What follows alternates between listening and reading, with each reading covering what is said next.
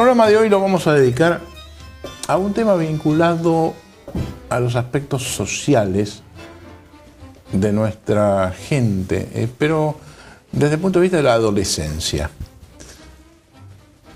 Dos investigadoras, junto con otro grupo de profesionales, vienen trabajando desde hace muchos años en analizar las cuestiones que involucran riesgos en los jóvenes.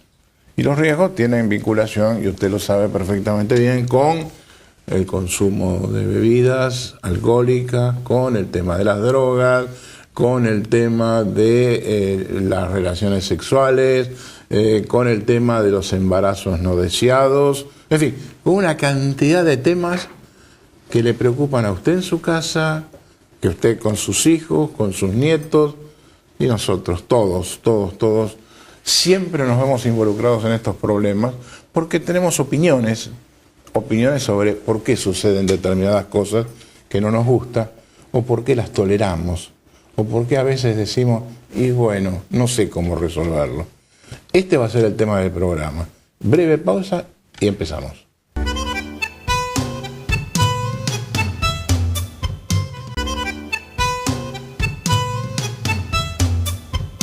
Bueno, la licenciada Iris, así es el nombre, ¿no? Exactamente. Mota, es psicopedagoga. Uh-huh. ¿Y por qué se ha dedicado tan joven a investigar? En realidad creo que tiene que ver con la cualidad central del investigador, que es la curiosidad. ¿Es muy curiosa? Muy curiosa. Qué bueno eso. Todo genera preguntas. Uh-huh. Y todo genera la necesidad de escribir y preguntarse por el porqué y el para qué de las cosas que uno está observando, ¿no? Por supuesto, luego el investigador sistematiza, tiene un método para llevar a cabo eso, pero creo que el principio es la curiosidad por las cosas. Ahora, esa curiosidad, ¿cómo se traduce? Y primero lo voy a presentar a Alicia, pero lo dejo tirando acá en la mesa. ¿Por qué esa curiosidad es fundamental que se produzca? Es decir, ¿qué efectos trae? Alicia Risueño es decana de Psicología de la Universidad Kennedy. Directora de la Escuela de Psicología. Ah, pero no me confunda, directora, ¿cómo es eso? ¿Directora, decana? Bueno, la universidad tiene departamentos a cargo de decanos y yo estoy a cargo de la dirección de la escuela.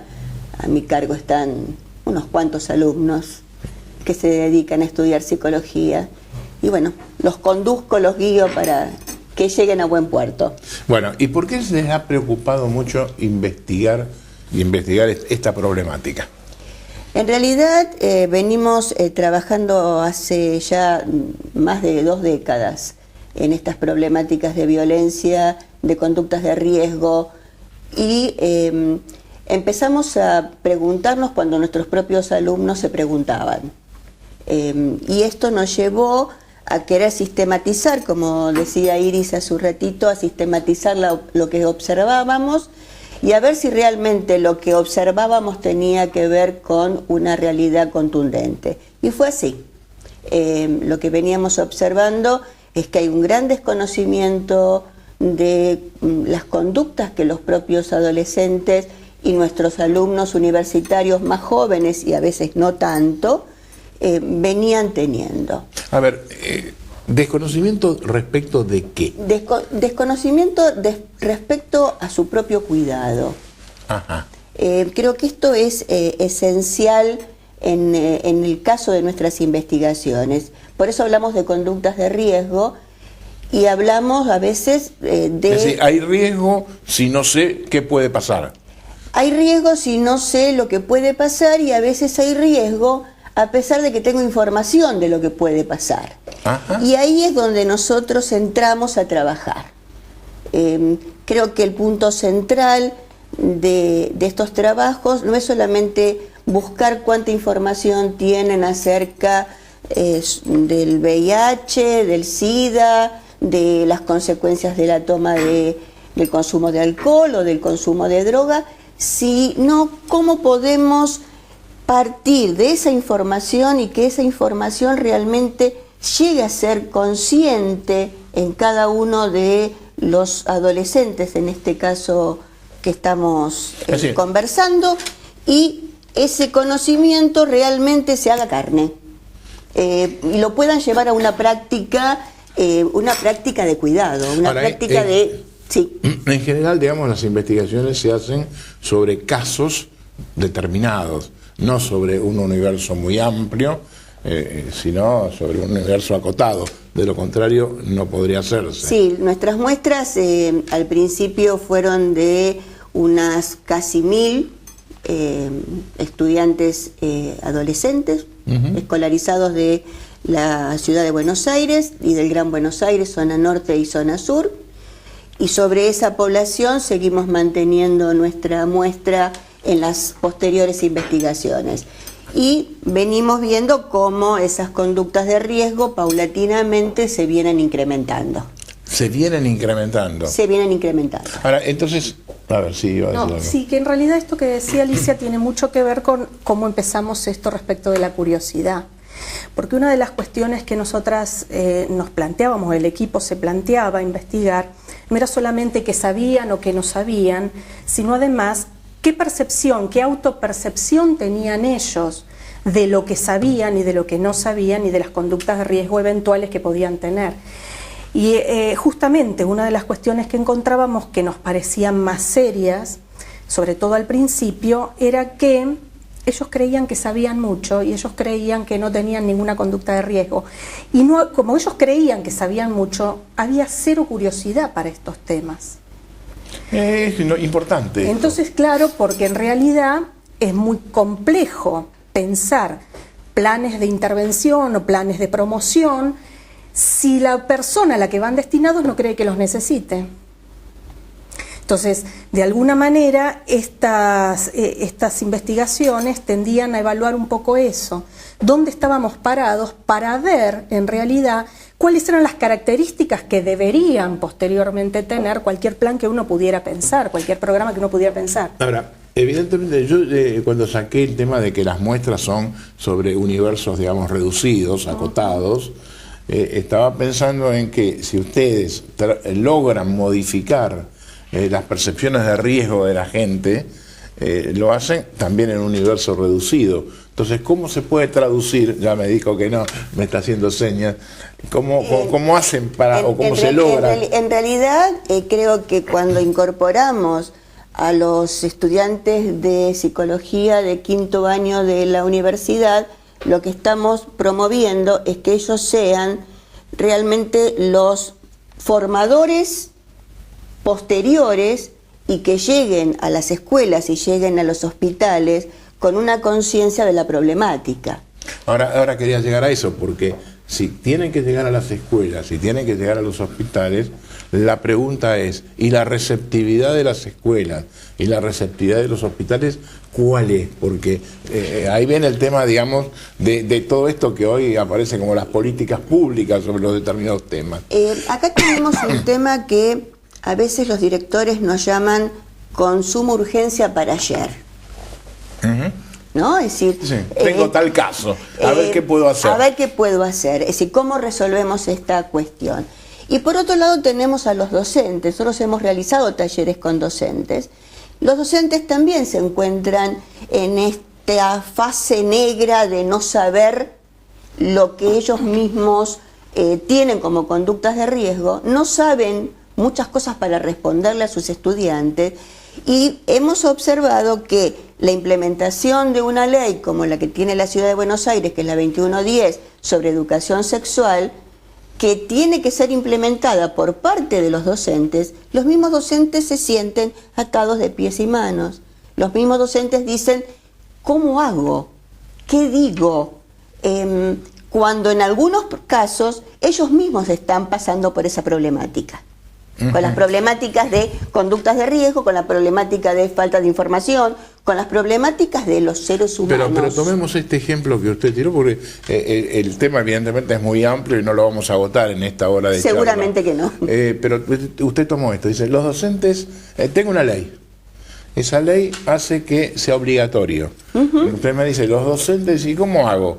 Pero entonces quiere decir que el ministerio respectivo no los forma, no les provee elementos de juicio. ¿Qué pasa?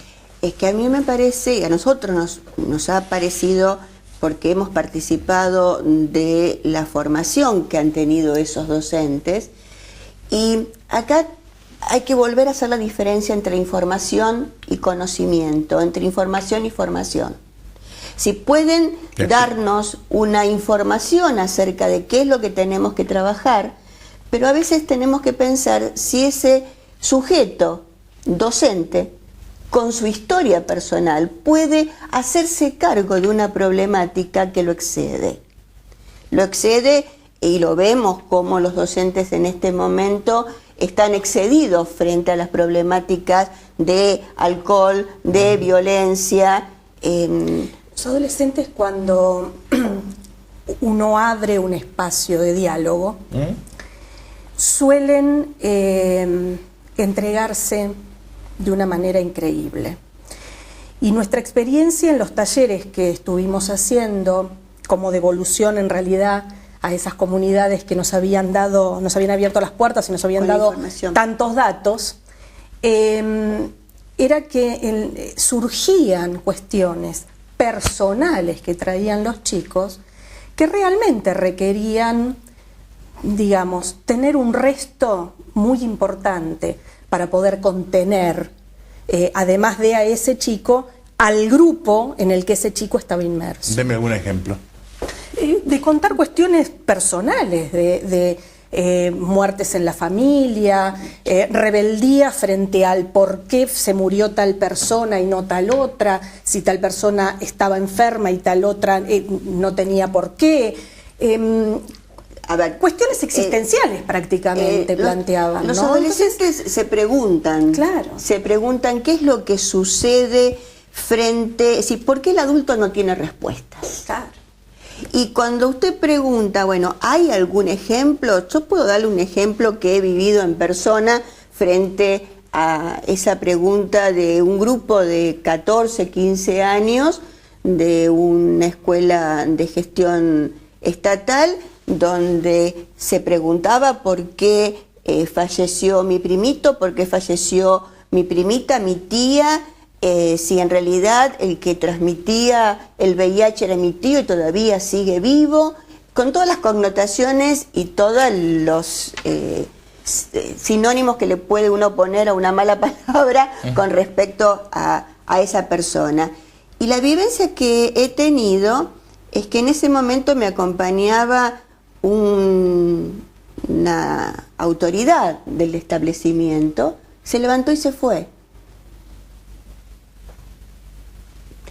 Esto que dice Iris acerca del resto que uno tiene que tener para sostener a un grupo de 30 estudiantes, adolescentes, en los cuales la pregunta había sido muy movilizadora, porque en ese momento empezaron a preguntarse ellos mismos qué conductas de riesgo, no con esta palabra conductas de riesgo, correcto, sino qué estoy haciendo mal, me puedo morir, estoy en el camino correcto.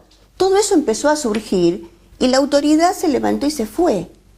¿Por qué? Es decir, no la estoy juzgando. No, por supuesto. No la estoy juzgando. Son reacciones reales. No, es decir, lo que estoy planteando es que le estamos dando al personal docente una responsabilidad que tendría que empezar a trabajarse desde la familia.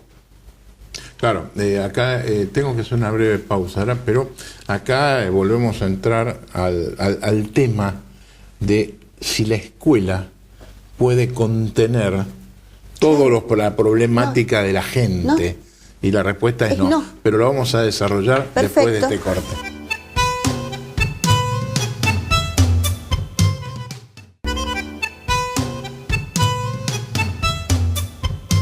Bueno, continuamos conversando con Alicia Risueño e Iris Mota respecto de esto que ellas llaman condiciones de riesgo de la adolescencia o situaciones de riesgo. Y estábamos hablando en este momento, cuando interrumpimos en el bloque anterior, aspectos vinculados, por ejemplo, a la ley de educación sexual. Y bueno, yo les decía, bueno, ¿y qué? Hay una ley. Ustedes decían que los docentes no están preparados, que es una problemática que hay que tratarla en la escuela, no hay que tratarla en la escuela, hay que tratarla de otro modo. ¿Cómo se mejora todo esto? Tomo la palabra. La ley implica la obligatoriedad de poner un concepto dentro de la currícula. Y esto no es un concepto. Es decir, la educación sexual no pasa por contenidos conceptuales que se puedan poner en una asignatura biología, por ejemplo. La educación sexual es una educación que tiene que nacer en el seno de la familia, que tiene que nacer en la interrelación de la escuela con la familia y que tiene que ser consensuada entre la familia y la escuela y con otros organismos y otras instituciones de la comunidad. Ahora, Alicia, eso está claro, claro como concepto, pero la pregunta mía va dirigida a esta ahora. Primero, ¿a qué llama educación sexual? Punto uno, porque esto es fundamental. Y segundo, ¿qué pasa cuando no hay familia? Porque hay un deterioro notable del concepto con el que nos criamos nosotros de familia. Exacto, la familia ha cambiado su constitución, su estructura. No podemos decir ni que es peor ni que es mejor que la que teníamos hace 40 o 50 años atrás. ¿Es otra o no hay? Y ahí el tema está que tenemos un gran número de familias disfuncionales. Esas familias disfuncionales con padres ausentes, con madres que tienen que salir a trabajar 14, 18 horas, niños que están realmente abandonados a su suerte y que en ese caso, como decíamos en el bloque anterior, termina siendo la escuela la que intenta hacerse cargo de esas situaciones o la que vive la situación problemática durante 8 horas diarias. Ahora, ¿qué es educación sexual? Educación sexual no es explicar a un adolescente, si uno pensara en las etapas de la escuela media, cómo usar un preservativo o cómo no quedar embarazado. La educación sexual pasa por el cuidado del cuerpo, por el conocimiento de su propio cuerpo, y esto comienza en las primeras etapas de la vida. Y también esto implicaría un tema que no está trabajado por nosotros, pero sí que es tema importante en estos días, que es el abuso. Esto creo que tendríamos con la educación sexual un cuidado de nuestro cuerpo, un cuidado que nos permitiría valorar nuestro cuerpo en función no del cuerpo en sí mismo, sino que el cuerpo, como a veces solemos decir, es el envase de un ser humano. El ser humano viene en envase cuerpo. Es decir, nuestro psiquismo, nuestra cognición, vienen en base cuerpo. Y si ese cuerpo se deteriora, si ese cuerpo sufre, si ese cuerpo se daña con droga, alcohol, perdemos la condición de humanos. Perdemos la condición de hombres. Perdemos nuestra libertad para tomar decisiones. Y creo que cuando hablamos de sexualidad no estamos hablando de genitalidad, por lo menos en nuestro caso. Estamos hablando de una educación donde partimos del cuerpo, pero para llegar a integrarnos en una sociedad desde un concepto de valoración de la libertad, pero no como libertinaje, ¿no? De poder, libertad como poder elegir aquello que es mejor para nosotros, aquello que es mejor para nuestra comunidad, aquello que es mejor para vivir en sociedad, aquello que es mejor para seguir creciendo como sociedad, como comunidad, como personas. Es decir, cuando nosotros hablamos de educación sexual, estamos hablando justamente de un humano que tiene que sentir su cuerpo como el envase que debe cuidar para llegar a ser realmente un humano libre. Ahora, este es un tema mucho más profundo el que usted está planteando, porque lo que está diciendo es, ojo, no enseñemos los temas vinculados a la genitalidad. No, no estoy diciendo no enseñemos, estoy diciendo no es solamente enseñar aquellas cuestiones que tienen que ver con la genitalidad, tiene que ver con un cuidado. Suelo decir que aquel que no ha sido atendido no puede atenderse. Es decir, aquel que no ha sido cuidado no puede cuidarse por sí mismo. Y creo que la responsabilidad que tenemos los adultos en esta sociedad es cuidar a nuestros niños. Y cuidar a nuestros niños es ir dándole elementos paulatinos para que aprendan a cuidarse. Y ahí es donde vamos a bajar los niveles de conductas de riesgo.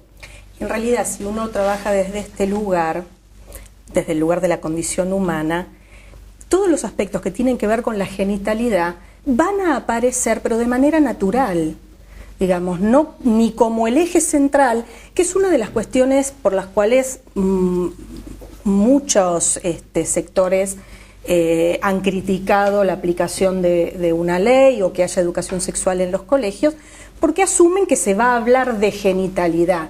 Y en realidad no estamos hablando de esto. Si uno puede hablar de todo lo otro, la genitalidad aparece como algo más natural y puede ser tratado y trabajado con los chicos de la misma manera que otros temas. Lo que pasa es que cuando aparece esta cuestión de la obligatoriedad y aparece esta cuestión de cómo yo puedo hacerme cargo de estas cuestiones que hacen a la condición humana, que también me tocan, y por tanto me movilizan, lo que suelen aparecer son las conductas defensivas, los mecanismos de defensa que hacen que uno centre todo el trabajo en el aspecto de la información. Entonces se les dan clases de el aparato reproductor, que no está mal, pero no es lo único, ni es lo central, ni es por donde hay que empezar, porque la realidad es que los chicos casi lo recitan. Ahora, casi lo recitan. Claro, la definición. Claro, sí, pero la realidad es que cuando llega el momento no saben qué hacer. No les resolvió la pregunta, en realidad. Y lo que me parece peor, no los dejó abrirse pregunta. Yo vuelvo a la curiosidad. Sí, vuelvo a la curiosidad. Me dejó pensando con eso, porque digamos, es mucho más profundo de lo que se menciona habitualmente, pero me lleva también a preguntarme también, ¿no? ¿Y cómo puedo encarar este problema en la enseñanza en la escuela? Porque la escuela tiene gente, docentes de la más diversa formación, de la cultura más diversa, de la problemática más diversa. Entonces, ¿cómo enfocarlo en esto que ustedes están planteando para que haya razonablemente un cambio en esto de lo que se está haciendo? Cuando uno habla de la naturalidad, estamos haciendo referencia a que los temas van a surgir, como siempre surgen en los niños y en los adolescentes, frente a su propia pregunta. Es decir, nosotros no podemos por la obligatoriedad sentarlos a escuchar algo que quizás en ese momento no están preparados para escuchar, o que malinterpretan porque no están preparados para interpretar lo correcto. Nos parece que realmente cuando uno encara el tema desde los docentes, el docente se encuentra en la misma disyuntiva que el estudiante. Tiene que preparar para ese día una temática que quizás no es el mejor día para poder plantearla por sus propios problemas personales, por su propia humanidad. Entonces, cuando uno está pensando en lo natural que surge el tema, es que exista un diálogo, haciendo referencia a este dialogando, exista un diálogo entre docentes, alumnos, padres y niños y adolescentes, entre la familia y la escuela, entre otras organizaciones e instituciones de la sociedad y de la comunidad, que nos permitan, en el momento adecuado, dar la respuesta adecuada. Porque en realidad uno lo llena de estímulos, y vemos que la sociedad hoy en día es un cúmulo de estímulo tras otro. Los medios de comunicación son un estímulo tras otro. Inclusive en nuestras investigaciones los adolescentes plantean que el consumo de alcohol está fomentado en un 75%, fue la respuesta que obtuvimos, por la publicidad. Entonces, esto nos lleva a decir que en realidad, y termino la idea, que en realidad en el diálogo permanente es donde uno puede encontrar la palabra justa para decir de lo que tiene que decir acerca de la sexualidad. Y cuando uno habla de el dialogar, significa que los adolescentes y los niños deben sentir confianza en el adulto. Y el adulto debe darles confianza para que esa pregunta se dé en forma natural. Un docente de matemática nos decía en uno de esos talleres, la ley pide que se transforme la educación sexual en un contenido transversal. Y me dice, ¿yo cómo meto la educación sexual en matemática? Claro, planteado así, la verdad que tenía razón. Claro, perdón un segundito. Este concepto de transversalidad indica de alguna forma esto, que no sea la materia, exacto, que sea en todo. Exacto. Pero exacto. en Y todo entonces, cómo. Claro, pero claro, en todo cómo, porque planteado así, yo entiendo que este profesor de alguna manera se sentía forzado a de alguna manera tratar este tema con sus alumnos. Y él no encontraba la forma, por a lo mejor sus cuestiones personales, a lo mejor por su propia formación. A él le enseñaron cómo enseñar matemática, no otra cosa. Y en realidad de lo que se trataba, y eso fue un poco lo que trabajamos, es que lo que había que hacer era generar ese espacio de confianza que permitiera que si el chico necesitaba acercarse a él, pudiera acercarse a él, claro, con la confianza que le daba. A lo mejor, que esto también era un tema muy importante que trabajamos con ellos, porque digamos que mayoritariamente en nuestras escuelas las docentes son mujeres, y a veces los varones no saben cómo ir a plantearle ciertas cuestiones a una mujer, a una docente mujer, y de golpe era con él que se abrían, y la preocupación de él justamente era esa. Digo, yo no, ¿qué les contesto? Porque los varones vienen a preguntarme a mí. Bueno, este tipo de cosas son las que hay que trabajar y tomarlo, digamos, trabajamos es natural que así suceda, y en realidad es bárbaro que esto te haya pasado, porque quiere decir que efectivamente generás ese espacio de confianza. Que después él no tuviera la suficiente confianza como para poder trabajarlo, bueno, es algo que se trabajaría posteriormente con él, ¿no? Este bloque a mí me generó, como siempre, y yo no soy investigador, pero me generó muchos más interrogantes. En el próximo bloque voy a plantear algunos interrogantes más y seguimos esta conversación.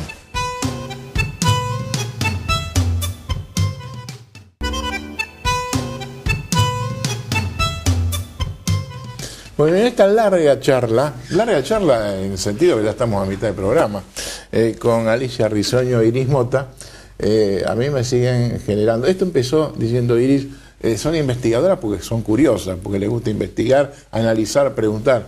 Y a mí me genera, sin ser investigador, también lo mismo, porque me van dejando preguntas, interrogantes.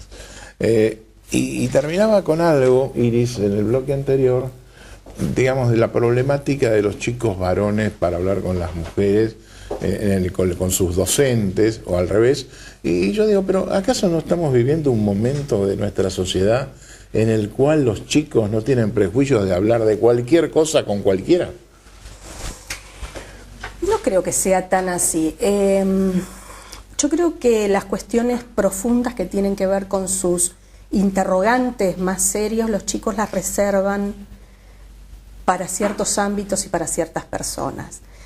Sí es verdad que la cosa superficial, que la cosa hasta tendiendo a escandalizar al adulto, sí, las dicen con cualquiera, pero las cosas que realmente tienen que ver con ellos requieren de ese monto de confianza, y es el adulto el que tiene que generarlo. En realidad, yo retomaría esta idea que planteaba Alicia hace un rato del cuidado, ¿no? Porque los adolescentes son vulnerables por la etapa de la vida en la que están viviendo, por sus características, y en realidad es el adulto el que debe velar por el bienestar de los adolescentes. Y creo que uno de los problemas que estamos teniendo en este momento es que los adultos estamos demasiado rápido haciéndolos cargo de ellos mismos. A ver, ¿cómo es? Claro. Los adolescentes están todavía en pleno desarrollo. Entonces, están posicionados en un lugar en el que ellos piensan que pueden todo, y la realidad es que ese mismo pensar que pueden todo es lo que los limita en la capacidad de tomar decisiones. Al principio planteábamos esto de ellos creen que saben todo, entonces no, ¿para qué hablar de esto? Ellos creen que no tienen riesgo, entonces ¿para qué? Y asociado a un mecanismo defensivo que les permite sostener esto de yo puedo todo y a mí no me va a pasar. Sin embargo, frente a esto, es el adulto el que tiene que mantener claro y consciente permanentemente la idea de que esto sí puede pasar. Esto, cualquier cosa. Cualquier daño resultante de cualquier conducta de riesgo que pudieran, o condición de riesgo que pudieran tener. Es decir, una chica puede quedar embarazada, exactamente, alguien puede tomar exactamente, SIDA, se pueden emborrachar y deteriorarse, fumar paco, terminar en un coma alcohólico, sí, de hecho pasa, lo vemos en la clínica, cotidianamente en el consultorio. Y la respuesta de ellos es: no pensé que me fuera a pasar. Entonces la pregunta de uno inmediatamente es, a ver, que el adolescente no pensara que le iba a pasar estaba dentro de los parámetros más o menos esperables. La pregunta entonces es, ¿dónde estaba el adulto que debía prever qué podía pasar? Hubo un gran psicoanalista, Donald Winnicott, que decía que uno de los problemas más graves que puede tener un adolescente es que los adultos abdiquen la corona antes de tiempo. Es decir, que rápidamente le cedan a los adolescentes este poder total sobre su vida que quieren tener, porque los chicos a los 13, 14 ya déjame ir a bailar, creen que ya pueden decidir absolutamente sobre su vida. Y los adultos a veces, por una cuestión de que es más fácil, en ese momento es más fácil, dicen que sí. Lo que pasa es que lo que está fallando ahí en realidad es lo que después le criticamos a los adolescentes. Es decir, lo que está fallando es la capacidad anticipatoria, que el adulto debería tenerla. Ahora, Alicia hizo referencia a que en las investigaciones surge que los chicos dicen, por ejemplo, que la publicidad, la televisión, les genera, los incitan al consumo de bebidas. Entonces uno ve los espectáculos notables de los chicos tirados en la calle después de las fiestitas o antes con la previa, con la famosa previa, con la previa. Y lo que es más grave, por lo menos para uno, y uno a veces dice, gracias a Dios que yo ya no tengo chicos de 13, 14 años que quieran ir a hacer el baile también, porque ahora tenemos el baile para los chicos de los 12, 13, 14 años. A los 9 también. A los 9, 10. Bueno, entonces, hablemos un poquito del tema del alcohol. ¿Cómo influye el alcohol y por qué? El alcohol es la vía de entrada a la droga. Cuando uno le pregunta a los chicos por qué toman, tenemos grandes porcentajes, 70, 75, 80 por ciento de la población, de la muestra que hemos tomado, que dice para sentir mejor, para tener mejores emociones, para divertirnos. Algunos dicen para olvidar, otros dicen para poder pertenecer al grupo, otros comentan que en realidad el tomar alcohol los hace menos cobardes frente, por ejemplo, a tener una relación sexual. Ellos conocen las consecuencias de la toma de alcohol porque también dicen que no se puede conducir un automóvil si uno ha tomado alcohol, saben que el alcohol daña, que trae deterioro, pero ese pasaje, como decía Iris, entre lo que saben y lo que hacen, es donde media la presencia del adulto que en ese momento no está. Ahora, cuando también le preguntamos, bueno, a ver, ¿cuándo parás de tomar? Porque ahí viene la omnipotencia del adolescente. Y en realidad, cuando yo quiero, contestan. Porque yo puedo parar cuando quiero. Es decir, que tengo capacidad para discernir hasta aquí sí y ya no. Cuando en realidad después, preguntas posteriores de la encuesta, ¿cómo te sentiste después de tomar? Y empiezan, me sentí mal, tengo resaca, paré cuando me sentí con vómitos, con náuseas. Pero también hay otro elemento del alcohol que va acompañando a otro fenómeno que estamos viviendo hoy en día, que es la violencia. Ellos saben perfectamente que tomando alcohol tienen mayor posibilidad de pelearse con otro, de entrar en riña con otro. Y hablo de riña como si fuera una riña de gallos, perdonando la expresión, porque en realidad siempre hay un grupo que mira, un grupo que aplaude, un grupo que apuesta a que gane uno u otro. Y esto me parece que es el espectáculo que no nos merecemos como sociedad. Pero esto viene hace mucho tiempo. Hoy lo vemos en los medios de comunicación porque hay programas que lo muestran. Y el que lo muestren realmente creo que es una apología. Cuando dice que hay programas que lo muestran, ¿concretamente a qué se refiere?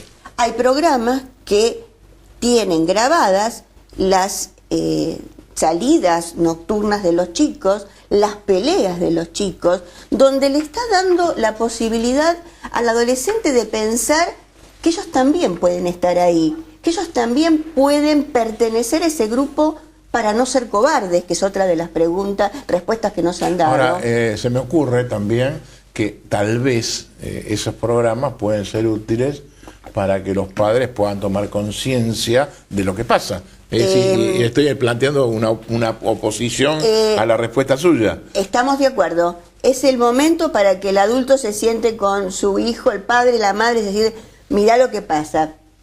Es que yo no sé si lo están mirando. Yo no sé si se da ese tipo de diálogo familiar. En algunos casos sí, porque algunos padres comentan que lo hacen, pero la exposición, tampoco digo de taparlo, tampoco digo de meterlo debajo de la alfombra y no mostrar nuestra realidad, porque también mostrar la realidad nos hace tomar conciencia de dónde estamos situados. Pero también está esto paradojal de lo que se muestra. Ahora, usted sabe, Alicia e Iris, yo tengo una visión desde el punto de vista como espectador de la televisión, y muchas veces en casa comentamos toda la publicidad, una de las publicidades, tal vez uno de los grupos que más hacen publicidad son la venta de cerveza. Sí. Y la venta de autos. Con la venta de autos no tenemos problema de este punto de vista. Porque no hay poder adquisitivo para ir a comprarlo. Exactamente. Pero con la venta de cerveza tenemos... Primera bebida que se consume. Que es la que más se consume. Sí, es la que más se consume. Ahora, entonces viene acá el punto Además, perdón, los chicos dicen en la encuesta abiertamente que es facilísimo conseguir. Claro. A pesar de que está prohibida la venta a menores, ¿no? Pero también tenemos un dato interesante. Si el 88% dice consumir alcohol al menos una vez por semana, el 66% de ese 88%, y es un número muy alto, dice que consume en familia. Claro, lo que pasa es que el consumo en familia debe ser una cosa mucho más restrictiva, mucho más acotada que el tomar en la vereda de la esquina. Está más acotada, pero también tenemos el tema de esa famosa previa, que lo suelen hacer no en la esquina, la suelen hacer en las casas. Con lo que hay en las casas. Con lo que hay en las casas. Ahora, sigo con el tema de la publicidad, porque esto es una de las cosas que me parece importante, por lo menos, y no voy a mencionar marcas, porque mañana aparece una demanda civil sí, y entonces no voy a mencionar. No es la idea. Pero no es la idea, no. Yo muchas veces se dice, ¿por qué no se denuncian las coimas? Y alguna vez yo voy a hablar de algunos casos de denuncias de coimas que implicaron graves perjuicios económicos para los denunciantes, por la imposibilidad efectiva de probarlo. Y entonces siempre hay algún abogado avispado que genera un tema de responsabilidad civil, de daño moral, que en la legislación argentina se ha metido con todo, y entonces hacen grandes zafarranchos económicos. Pero uno de los puntos que voy a decir es este. Si no es contradictorio que se muestre la venta de cerveza a través de maravillosas publicidades, maravillosas desde el punto de vista técnico, donde aparecemos en las fiestas, aparecemos en las piletas, aparecemos toda gente muy linda, chicas muy jóvenes, chicas desvestidos, todos muy contentos. Sí, para felices. ser feliz y estar contento hay que tomar cerveza. Ese es el mensaje. Pero eso es lo que dicen los chicos, que para ser felices, para sentirse bien, para tener mejores emociones, hay que tomar, no importa qué.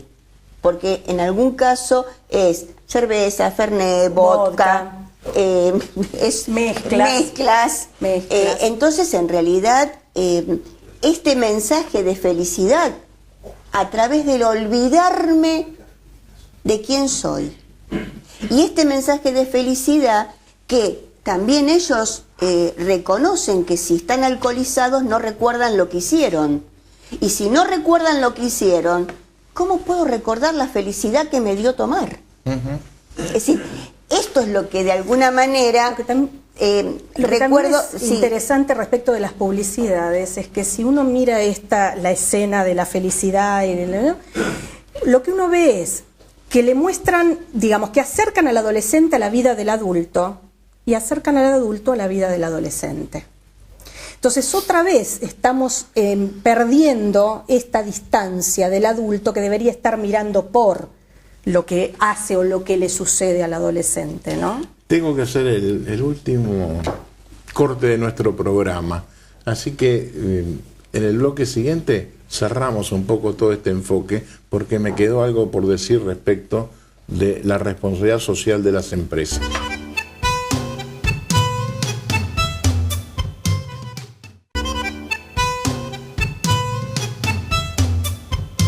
Bueno, y empezamos nuestro último bloque hablando de este tema de los riesgos de los adolescentes en la vida que estamos viviendo. Y yo quería hacer una breve referencia sobre el tema del consumo de cerveza, para cerrar esto, porque me quedó en el bloque anterior. ¿Qué hace a esto? Esa publicidad que aludíamos, que incita violentamente al consumo, y que esto desde el punto de vista empresario es una maravilla, desde el punto de vista social se trata de acotar, hablando de la responsabilidad social empresaria. Y entonces los vendedores de cerveza, las empresas vendedoras de cerveza, hablan de la promoción del consumo responsable, toman, por ejemplo, a conciencia para hacer campañas publicitarias juntas, ponen algunos deportistas, regalan alcoholímetros a la policía. ¿Y eso qué implica? ¿Es responsabilidad social empresaria? ¿O es una forma de decir, mira muchachos, pese a todo el daño que estamos haciendo, alguna cosa les damos? Dejo acá y no quiero que ustedes participen de estas opiniones. Quiero terminar con un tema, que es el tema de los abortos, los embarazos no deseados. ¿Qué pasa con esto? Bueno, en realidad venimos con un aumento del embarazo adolescente. En el año 2000, ayúdame con... La primera investigación 2006. En el 2006 teníamos un promedio de aproximadamente un 75, no, un 7,5, un 7,5 de embarazos no deseados en esta población. Coincide en la muestra que nosotros... ¿De qué edades? Promedio 16 años. Lo que sí es interesante que esto coincide con los números de nuestra muestra, con los números del Ministerio de Salud, que plantea que también están en ese número, en ese porcentaje los embarazos no deseados. Lo interesante en la muestra es que cuando preguntábamos quiénes tenían hijos, solamente una de las chicas, una de las mujeres, contestó que sí. Y solamente un varón contestó que sí. Motivo por el cual entre el 7,5 y el 2,5 que tienen hijos, tengo un 5% que abortó. Pero el tema es mucho más grave, porque en el 2009 la muestra que tomamos para replantearnos la observación del incremento o no del embarazo no deseado ascendió a 15%. El 100% del año 2006 en 3 años. Y lo que estamos viendo es que está disminuyendo la edad de embarazo. Por supuesto que los números del Ministerio plantean que en zonas como Chaco, Formosa, hay 24% de porcentaje de embarazos no deseados, cuando la tasa de nacimientos es mucho menor. Y acá justamente tiene que ver esta relación entre alcohol y embarazo. ¿Por qué? Porque muchos dicen que pueden pensar estando excitados o estando alcoholizados. Y en realidad, si después responden que no se acuerdan lo que ha pasado, podemos inferir, no lo vamos a aseverar, pero podemos inferir que muchos de los embarazos no deseados ocurren en el marco del consumo de alcohol, el consumo de droga. De hecho, en la investigación del 2006, casi el 90% de los que decían que habían vivido alguna situación de embarazo no deseado, también respondían afirmativamente a haber tenido relaciones sexuales bajo la influencia del alcohol. Con lo cual, evidentemente, independientemente de que el embarazo ya se haya producido o no en esa situación, estaban exponiéndose a una probabilidad muchísimo más alta de que eso sucediera, ¿no? Porque, bueno, el alcohol evidentemente desinhibe. Y acá tenemos un problema social importante. Una madre adolescente es una madre que queda excluida del sistema educativo. Una madre adolescente es una madre que no puede insertarse en el mundo laboral. Una madre adolescente es aquella que no puede acceder a otros beneficios que le puede dar la escolaridad, que le puede dar el mundo laboral. Estamos empobreciendo una sociedad a partir de estos embarazos adolescentes. Lamentablemente el programa se terminó ya, pero me quedan más interrogantes con los cuales a estas investigadoras, a ustedes dos y a otros investigadores vamos a seguir convocándolos. Con mucho gusto. Porque evidentemente nos van a quedar muchas respuestas. Cómo atacar o cómo resolver o cómo atenuar esta problemática que usted estaba planteando. Dialogando. Muchas gracias. Nosotros, Dios mediante, nos veremos la semana próxima.